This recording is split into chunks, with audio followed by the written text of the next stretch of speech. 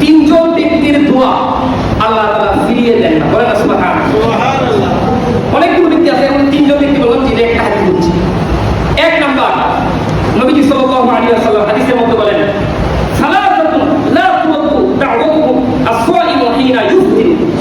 নবীজি বলেন, যে ব্যক্তি রোজা রাখে, এই রোজাদার ব্যক্তি ইফতারির আগ মুহূর্তে, যখন সে ইফতারির আগে ইফতার সামনে রেখে আল্লাহর কাছে দোয়া করে, আল্লাহ ওই রোজাদার ব্যক্তির দোয়া ফিরিয়ে দেন না। বলেন না সুবহানাল্লাহ। দোয়া করেন তো আপনারা সবাই, যত ব্যস্ততা আগে থেকে ইফতারি রেডি করবেন। বাড়িতে যদি আপনাদের স্ত্রী থাকে বা ছেলে মেয়ে থাকে, সবাইকে একটা নির্ধারিত সময় বলবেন, এই সময়ের আগে আমাদের ইফতারি রেডি করতে হবে।